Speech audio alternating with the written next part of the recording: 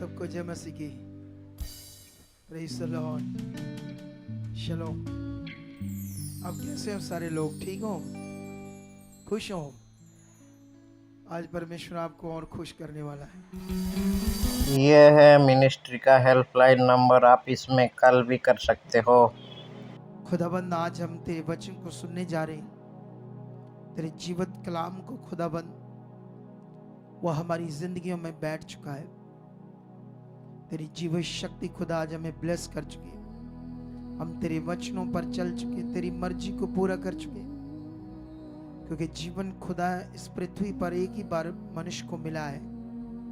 इसी में उसने अपने आप को बचाना, अपने घराने को। इसलिए जो कुछ तेरा वचन मेरे मनों में बैठी, मैं उस पर पूरा चलूं, तेरी मर्जी को पूरा करूं, मेरा मन आप में लगे, ऐसा परमेश्वर मेरे लिए कर चुके हो।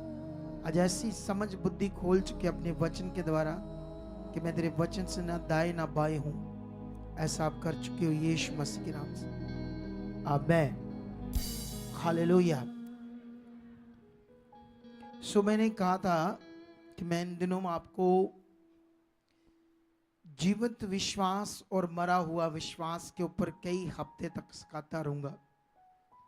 वैसे तो आज 7वां वीक है, उसका आज आखिरी पार्ट है आज के दिन में। आज मेरा टॉपिक है जीवित विश्वास और मरा हुआ विश्वास।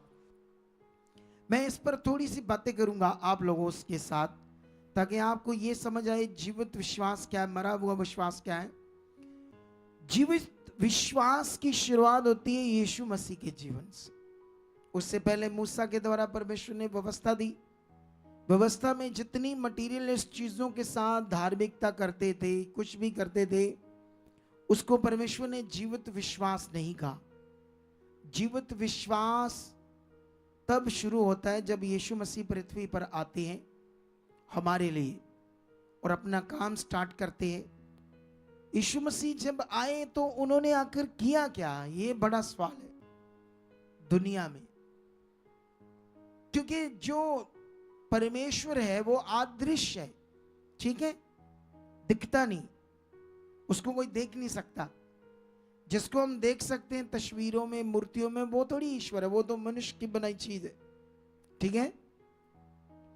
लेकिन ये बात याद रखो, जिसको हम देख नहीं रहे वो है। उसके बारे में बहुत सारे संत, गुरु, महात्मा, पैगंबर, पीर, बहुत बहुत सारे जिन्होंने उसके बारे कुछ कुछ लिखा, उसके बारे में बताया। लेकिन यीशु ने आकर ये नहीं बताया परमेश्वर ऐसा वैसा, ये है वे, वो निराकार है, ये है, ऐसी चीजें नहीं बताई यीशु से। ये बड़ा सवाल था। यीशु मसीह ने आकर बाइबल में लिखा, यूहन्ना की पुस्तक 1:18 में, कभी भी किसी ने परमेश्वर को कभी नहीं देखा, इकलौता पुत्र जो पिता की गोद में, उसने परमेश्वर को क्या कर दिया? यीशु मसीह ने आकर परमेश्वर को प्रकट किया। हालेलुया। कितनों को बात समझ आ रही? यीशु मसीह ये नहीं कहता वो शब्द है, वो ये है, वो ऐसे जपो, ये करो, वो करो, वो निराकार है, ये है, वो ऐसी बातें जैसे बहुत सारे लोगों ने बताई। उसने तो आकर परमेश्वर को क्या कर दिया? प्रकट कर दिया। कैसे प्रकट कर दिया? सबसे पहले उसने बताया कि पिता मुझ में है और मैं पिता में हूं। उसने ये नहीं कहा वो ऐसे भक्ति करो, ये नाम जपो, ये ऐसे करो, रीति रिवाज करो, ये दूध चढ़ाओ, दही चढ़ाओ, ये ऐसा करो, फूल चढ़ाओ, ये करो, वो करो, तुम्हें ठीक करेगा, वो करेगा। उसने आकर कहा वो पिता मुझ में है, मैं उसमें हूं। और उसने आकर किसको प्रकट किया? परमेश्वर को। कैसे?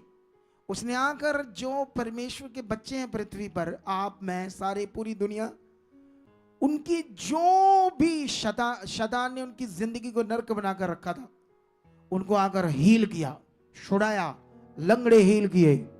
ये कोई कर ही नहीं सकता था और ना ही किसी ने किया है। ऑन रिकॉर्ड कोई भी लोगों के पास ऐसा कोई शास्त्र या ऐसी चीजें रिकॉर्ड में नहीं है जो किसी ने किया है। कितनों को बात समझ आ रही है? समझ आ रही है कि नहीं समझ आ रही? तो यीशु मसीह ने आकर ये काम किया कि परमेश्वर को आकर क्या करना शुरू कर दिया? प्रकट करना शुरू कर दिया। और उसने कहा मैं उसका पुत्र हूं। पिता पुत्र तो बात एक है, लेकिन क्यों यीशु मसीह पुत्र करके बात करने लगा? क्योंकि पृथ्वी का जो रूल है अकॉर्डिंग टू दुनिया, पृथ्वी का रूल, स्वर्ग का रूल, पृथ्वी का रूल, खुदा महान है, उसने ही बनाया सब कुछ। उस रूल के अकॉर्डिंग यीशु देह में है, तो देह में ऐसे नहीं बोल सकता डायरेक्ट मैं गॉड हूं, मैं दुनिया रची है, मैं हूं। इसलिए वो पिता की बात तो करने लगा, लेकिन वो दुनिया की तरह पिता की बात नहीं करने लगा।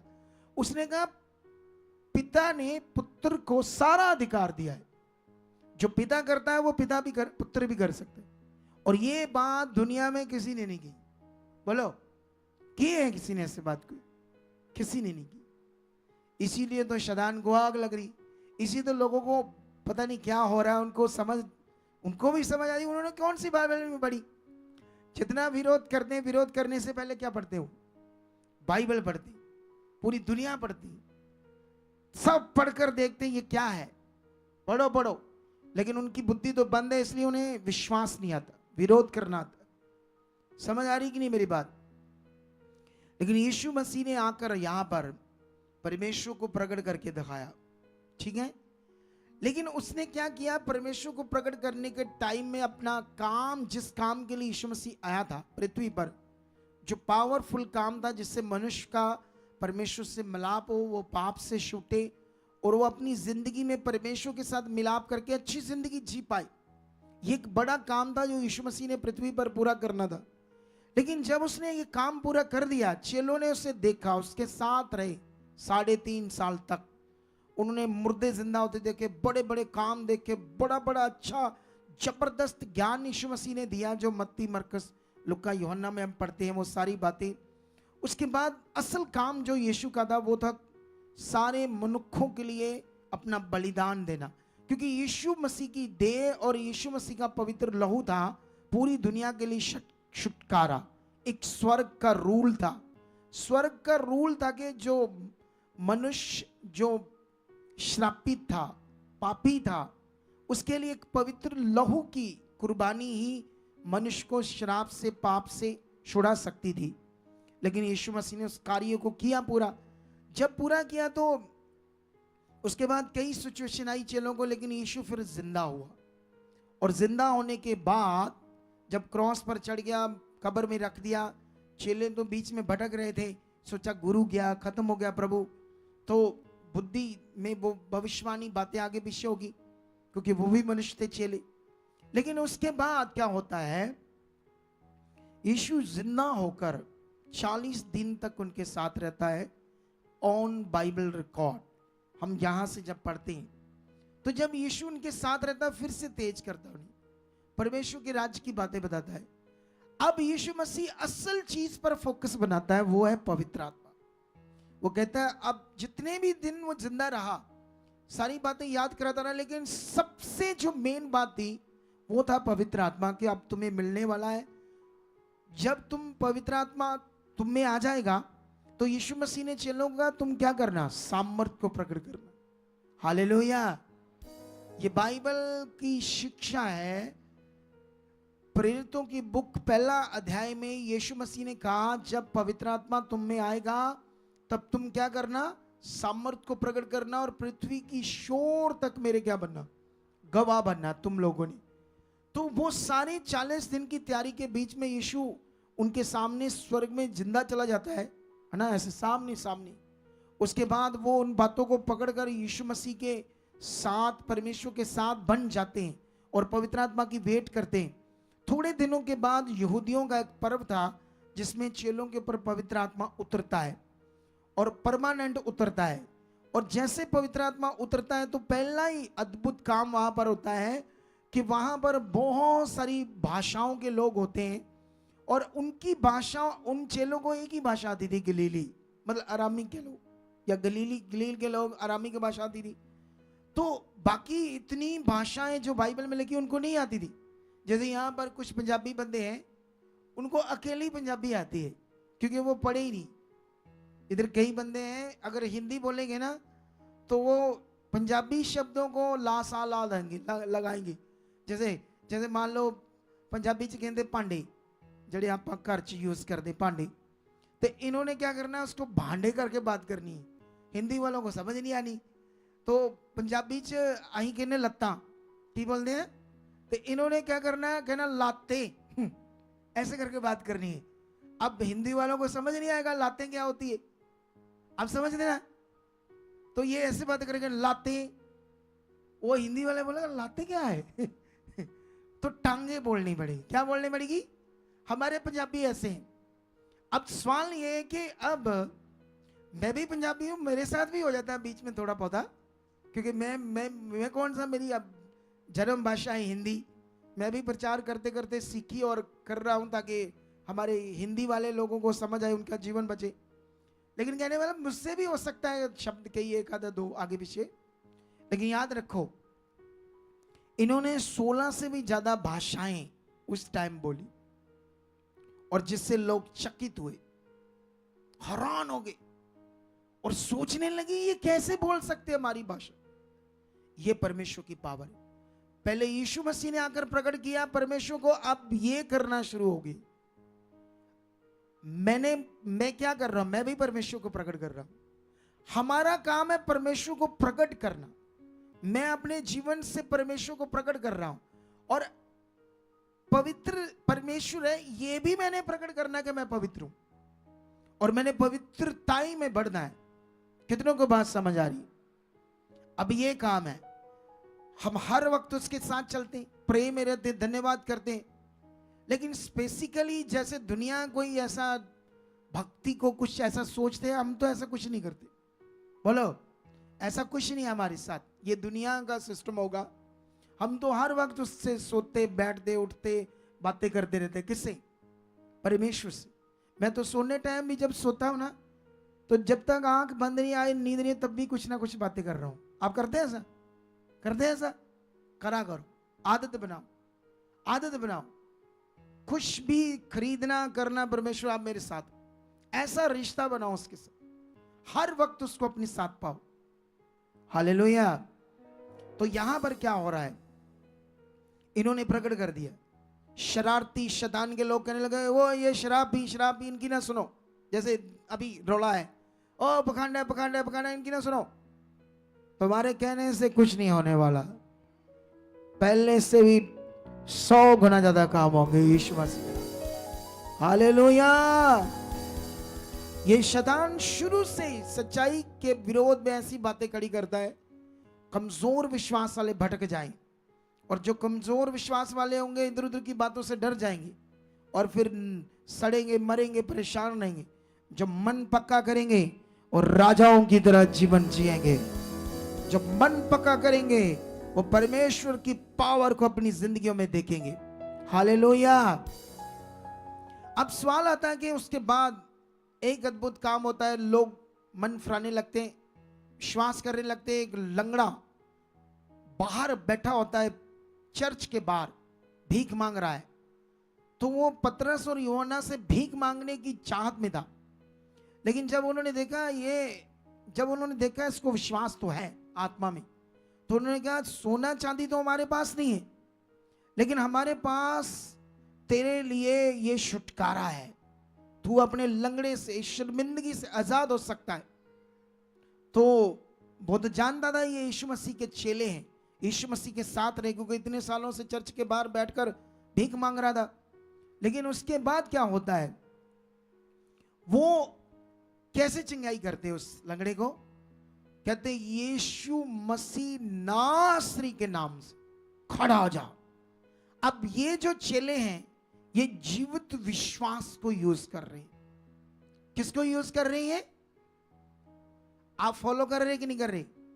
वो बहन यहां जो सबसे पहले गवाही देकर गई, उसका सौरा या अपना डैडी, पेका डैडी या सौरा डैडी? सौरा डैडी। ठीक है, इधर देखो ध्यान से। उसको 3 बीमारियां, या बीपी बढ़ा, शुगर बढ़ गई, और एक हार्ट की नाड़ी ब्लॉक हो गई। अब उसके अंदर कौन सा विश्वास काम कर रहा था? जीवित विश्वास। क्योंकि मैंने तो उसे कोई तेल पानी कपड़ा दिया ही नहीं जो जाकर अपने सौरे के ऊपर लगाई। अब ये था कनेक्ट, सीधा जीवित विश्वास। अब वो एक दिन पूरा प्रैक्टिकल करने लगी, अंगीकार करने लगी, वो खुदा मेरे साथ, ये हालात कुछ नहीं है, ये यीशु नाम से खत्म, नाड़ी खुल चुकी। अब ये जो वो विश्वास कर रही थी, ये जीवित विश्वास था। मैं हैरान हो गया कि जब डॉक्टरों ने 3 लाख मांगा था ऑपरेशन के लिए, इनके पास 70,000 था, वो दिया। और उसके बाद डॉक्टर जब वो अगले टेस्ट करते हैं, नाड़ी खुली हुई, शुगर नॉर्मल, बीपी नॉर्मल। ये था जीवित विश्वास। कितनों को बात समझ आ रही है? उसने ये जीवित विश्वास को यूज किया और बड़ा काम ले लिया। कितनों को बात समझ आ रही? यही जरूरत है इस जीवित विश्वास में बढ़ने की। लेकिन अभी यहां पर क्या होता है, जब वो लंगड़े को खड़ा कर देते हैं, लंगड़ा चलने फिरने लगता है, वो जब मरे हुए बंदे, मतलब विश्वास में मरे हुए, मरा हुआ विश्वास, वो जो परमेश्वर के बंदे थे वहां, क्योंकि वो यहूदी थे, ये भी यहूदी था, यहूदियों में यहोवा यीशु का पिता था, और यीशु यहोवा को अपना पिता कहकर संबोधित करता था लोगों के सामने। लेकिन वो लोग, मरा हुआ विश्वास था, उनको ये समझ नहीं आ रही ये क्या हुआ है। जैसे अभी दुनिया कहती ये हुआ, ये पखंड है, ये हो नहीं सकता, नहीं तो हॉस्पिटल बंद हो जाएंगे, गारंटी लो, हम पेशेंट लाते हैं, मरीज लाते हैं, ठीक करके दिखाओ। वो गारंटी तो कभी हॉस्पिटल वाले नहीं लेते, वो लाखों रुपए लेकर भी कहते साइन कर दो, पता नहीं क्या होना है। क्या लेता है कोई डॉक्टर गारंटी? कोई लेता है हॉस्पिटल वाला गारंटी? हम तो फ्री में प्रेयर कर रहे हैं और हमें कहते गारंटी ले लो। हाँ, गारंटी है उस बंदे के लिए जो अपना मन फिराएगा, वो बंदा जो प्रभु को समर्पित हो जाएगा, उसका जीवन बच जाएगा और गवाही के साथ खड़ा हो जाएगा। हालेलुया। कितनों को बात समझ आ रही है? लेकिन यहां पर वो लोग तो शरीर के, उनको समझ नहीं आ रही, वो तो बौखला गए, ये कैसे लंगड़ा चल सकता है। तो वो कई बातें करने लगे। फिर पतरस ने उन्हें वर्ड दिया, उन्हें समझाया किसके बारे में? जीवित विश्वास के बारे में। क्या समझाया? 3:14 से पढ़ते क्या लिखा? तुमने उस पवित्र और धर्मी का इनकार किया, मतलब यीशु का, और विनती की एक हत्यारे को तुम्हारे लिए छोड़ दिया जाए। जब कोर्ट में न्याय हो रहा था यीशु मसीह का, तो वहां एक डाकू था और ये सब मरे हुए बंदे, मरा हुआ विश्वास। उस डाकू को कहते छोड़ दो, लेकिन यीशु को क्रॉस दे दो, क्रॉस दे दो।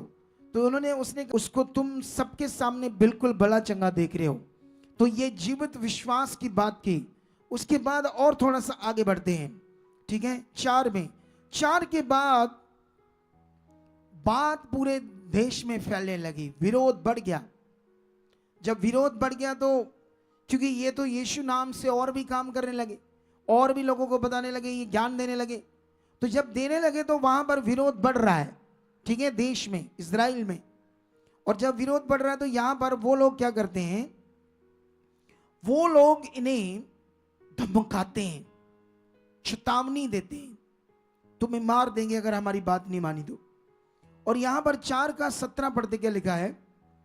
परंतु इसलिए कि ये बात लोगों में और अधिक फैल ना जाए, हम उन्हें धमकाएं कि वह इस नाम से फिर किसी मनुष्य से बातें ना करे।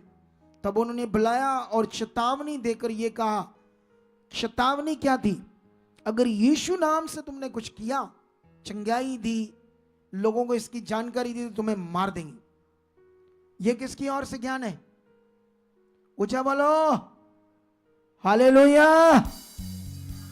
ये किसकी ओर से ज्ञान है? ऊंचा बोलो, पर ऊंचा बोलो ना, शैतान की ओर से। बरकत आ रही है, बहुत सारी आ रही है। प्रभु जो मेरे मुंह से शब्द निकला, सारी बरकत मेरी। आमेन। बैठे रहो चुप करके। कमाल दे बंदे तू है। ध्यान दो इधर अच्छा वाला, ताकि हम आगे बढ़े। बहुत सारा वो लोग रोकने लगे कि इस नाम से ना तो तुमने कुछ करना है और ना बोलना है, ना कुछ सिखाना है। ये शैतान देखो यूज कर रहा।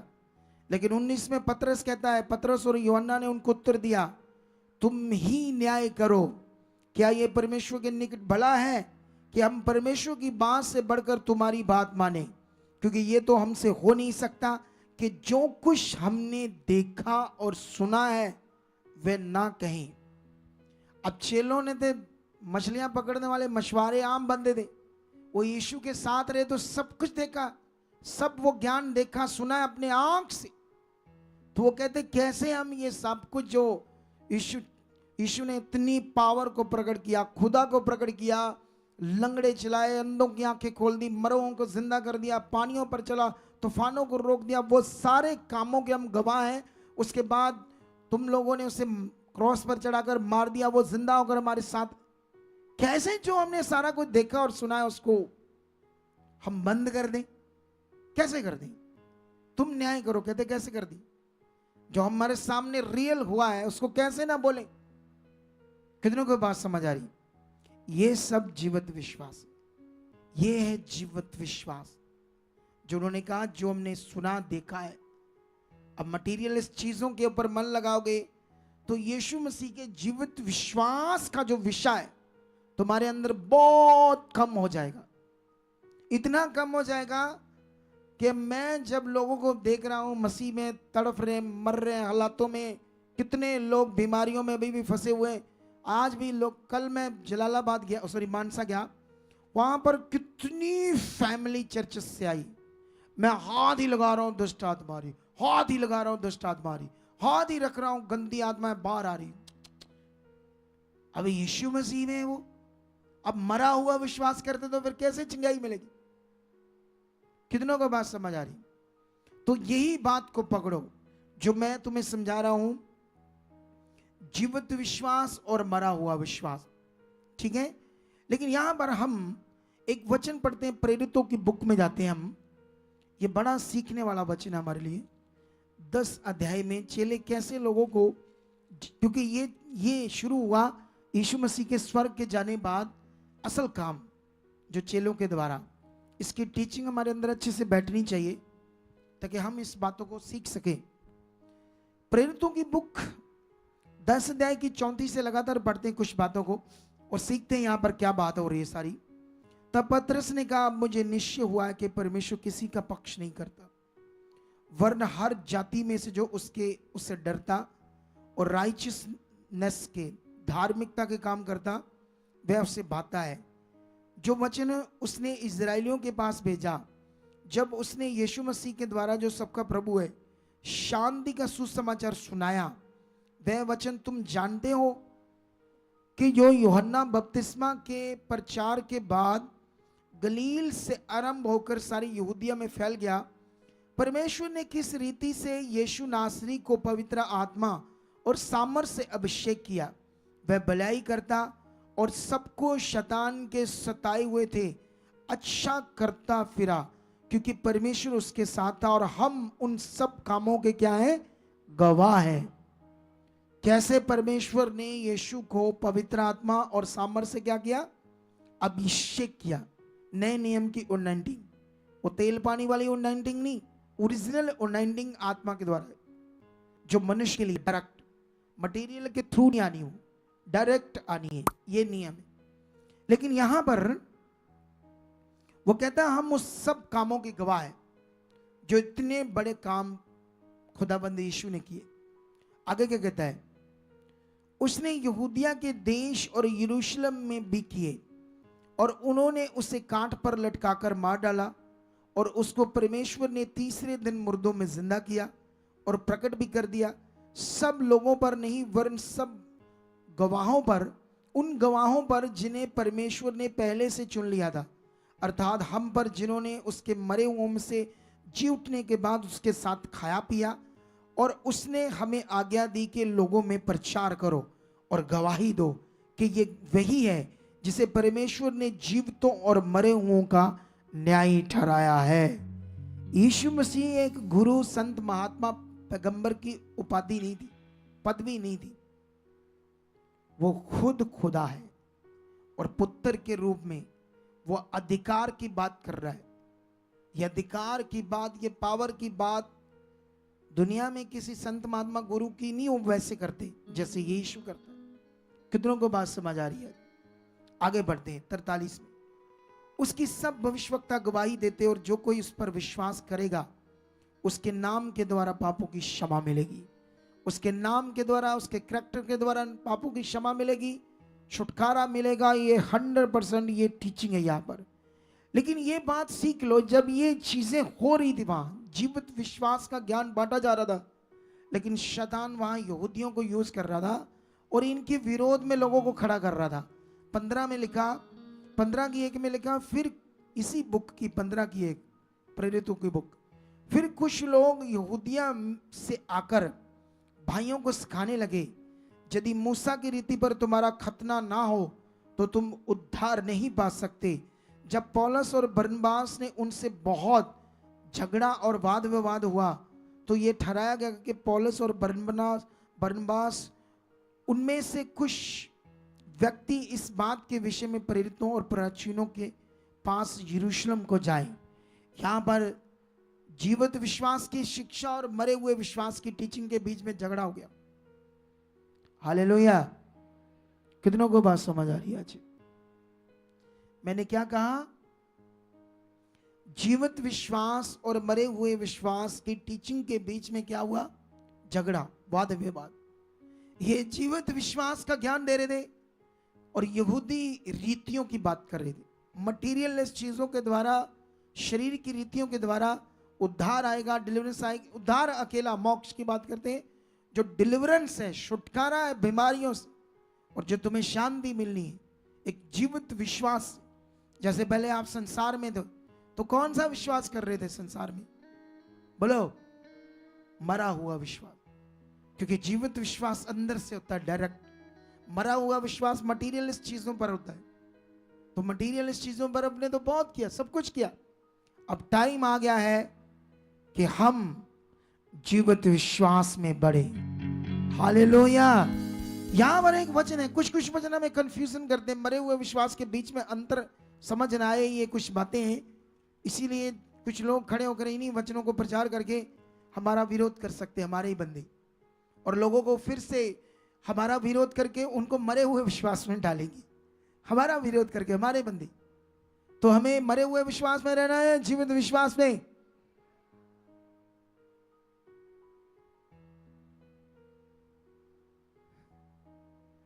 हालेलुया। कितनी एक्टिवनेस है तुम में। मुझे तो ऐसे लग रहा है जैसे मैं फट ना जाऊं पावर से, ऐसे फील कर रहा हूं, ऐसे भरा हुआ पावर से। ऐसे होनी चाहिए तुम्हारी जिंदगी, ऐसे नहीं।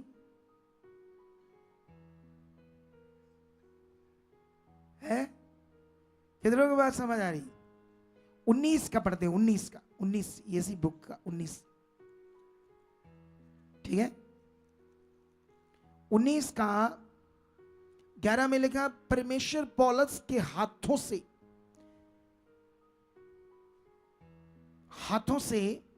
परमेश्वर पौलुस के हाथों से सामर्थ के अनोखे काम दिखाता था। अब ये वचन जो था, ऐसे परमेश्वर काम कर रहा था, अलग अलग अनोखे काम। लेकिन ये बात इसलिए नहीं कि नीचे जो लाइन लिखी इसके लिए लिखा है। बोलो, मैं क्या बात कर रहा हूं? अनोखे काम क्या होते? अगर इसको इंग्लिश में पढ़ेंगे, इंग्लिश में पढ़ो इसको, क्या लिखा? अनोखे को अद्भुत लिखा होगा। और अद्भुत हिंदी में अद्भुत कहते हैं, लेकिन इसको इंग्लिश में अद्भुत को क्या कहते हैं इंग्लिश में? देखो हमारे बंदे कितने अंग्रेज है, कहते हैं आश्चर्य कर्म। देखो इनकी इंग्लिश कितनी अच्छी है? सारे पंजाबी महान हमारे बंदे। इंग्लिश पढ़ो, बाइबल इंग्लिश में देखो क्या लिखा वहां नौके को है। वहां क्या लिखा है? अरे बोल दो क्या लिखा है? यूनिक लिखा वहां, यूनिक लिखा या वंडरफुल? पढ़कर देखो इंग्लिश में, मुझे पढ़कर सुनाओ। यूनिक वहां है शब्द, देख लिया तूने? तो उधर सुती भाई, उठ के सीधा अंदर जल्दी। यूनिक ही है लिखा। अरे मैं लाइव में हूं, लाखों दुनिया में फॉलो करती है, अगर तुम्हारी मिस्टेक से मैं गलत हो जाऊंगा। पढ़ लिया, चेक कर लिया। यूनिक पापा ये एक्स्ट्रा ऑर्डिनरी ऐसे लिखा है। नहीं, इंग्लिश में लिखा है, लेकिन तुम्हारे में यूनिक लिखा है। यूनिक शब्द राइट है। एक्स्ट्रा ऑर्डिनरी भी करता है परमेश्वर काम, लेकिन यूनिक का मतलब होता है अद्भुत। तो अगर अगर उसने एक जगह पर प्रेरित पौल ने लुस्त्रा में एक लंगड़े को खड़ा किया, तो यही अनोखा काम था, अद्भुत काम था, या उसके शरीर में कपड़े लाई ये अनोखा काम था? बोलो बोले। टीचिंग को अगर समझ नहीं पाए लोग तो गड़बड़ हो जाएगी। ऐसा नहीं कि वो जो लिखा हुआ है सिर्फ उस बात के लिए परमेश्वर बात कर रहा है। जो भी प्रेरित पौल के द्वारा हो रहा था, चाहे जेल में उसको बंद कर दिया सुसमाचार के कारण, तो जेलों को जब दरवाजे टूटे तो वो काम भी उसकी वर्शिप से हुआ, उनकी फेथ से हुआ। हुआ है या नहीं हुआ? तो वो कौन सा काम था? वो भी अनोखा काम था या नहीं काम था? अनोखा काम था। तो वहां पर उसने मरा हुआ विश्वास किया था, किसी मटेरियल के ऊपर किया था प्रेरित पौल ने? बिल्कुल भी नहीं। इसीलिए टीचिंग को समझना क्या है, जरूरी है। अगर टीचिंग समझ नहीं आई तो तुम फिर मरे हुए विश्वास में पड़ जाओगे, रीति रिवाजों में पड़ जाओगे, मटीरियलिस्ट चीजों पर मन लग जाएगा। लेकिन यहां पर ये जो लाइन है, ये जो भी कर रहा था उसकी बात हो रही है। लेकिन बाद में उसने एक और बात की कि लोगों ने, यहां तक कि जो लोग थे उन्होंने रुमाल अंगोशे उसकी देह से स्पर्श कराकर बीमारों पर डालते थे और उनकी बीमारियां जाती रहती थी और दुष्ट आत्माएं उनसे निकल जाया करती थी। लेकिन ये जो वचन है ये मरा हुआ विश्वास है लोगों का। इससे भी काम हो जाते कभी कभी, बोलो। लेकिन तुम्हें ये बढ़ाएगा नहीं विश्वास, तुम्हें बंद कर देगा डब्बे में। एक दिन तुम हालातों में पड़ जाओगे। ऐसे विश्वास से एक दो काम कभी हो सकते हैं, लेकिन तुम आत्मा से नहीं भर सकते इन चीजों से, मटीरियल्स। तुम स्ट्रॉन्ग वाली जिंदगी को नहीं जी सकते। इसीलिए ऐसी कुछ कुछ कंफ्यूजन जो छोटी मोटी है हमारे लोगों में, क्योंकि लोग क्या करते हैं, जो 200 बार लिखा है फेथ के ऊपर, जीवित विश्वास के ऊपर, जो 2 बार लिखा है मरे हुए विश्वास के ऊपर, उसको पकड़ लेते हैं, उससे झगड़ा करना शुरू कर देते। प्रेरित पौल का भी उनसे झगड़ा हो रहा था। ये देखो लिखा, ये देखो लिखा, ये देखो लिखा है? 2 जगह जो मरा हुआ विश्वास लिखा वो तुम पकड़ लिया, और जहां 200 बार लिखा है जीवित विश्वास उसको छोड़ दिया। कितनों को बात समझ आ रही है? तुमने कौन सा विश्वास करना है? वही पहले जो मटेरियल पर करते थे, भटक रहे थे, कि या अंदर से जो यीशु ने तुम्हारे लिए काम पूरा किया वो वाला जीवित विश्वास? अगर ये करोगे, यही विश्वास शद्रक मेशक अबेदनगो ने किया। जब सामने आग का भट्ठा जल रहा था और एक सोने की मूर्ति थी, सजा ये थी मत्था टेको और जाओ घरों में, आजाद बच जाओ। लेकिन उन्होंने श्रापित होने वाला काम नहीं किया, जीवित विश्वास किया, और परमेश्वर ने उन्हें आग के भट्टे में जलने नहीं दिया। आज से ये पकड़ लो। हालेलुया।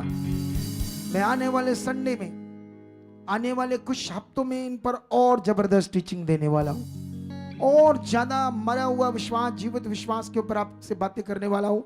इसलिए तगड़े हो जाओ आज से। जैसे उस बहन ने अपनी वो भैंस को, गाय को भी, जब वो 5वें महीने में गर्भवती थी, बच्चा खराब होने वाला था, तब जीवित विश्वास किया और 10वें महीने में बछड़ा पैदा हुआ, सब कुछ ठीक हुआ। हालेलुया। उसके बेटे की कान में कितनी बड़ी वो पता नहीं गंदगी सी निकली उसके जीवित विश्वास से।